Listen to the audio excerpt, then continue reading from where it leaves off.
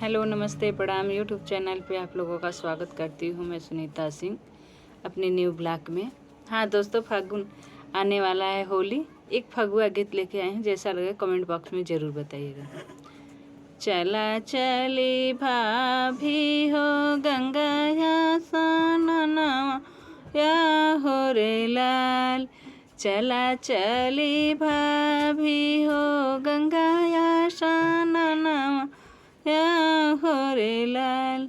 कैसे के चलू देवरू गंगा या सननवा, लगी जई हैं सुरुजू के घमावा या हो रे लाल। लगी जई हैं सुरुजू के घमावा या हो रे लाल।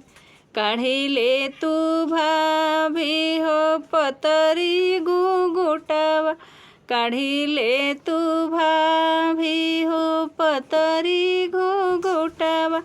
नहीं लगी हैं सुरुजू का घमावा या हो रे लाल। कैसे के काढ़ू देवरू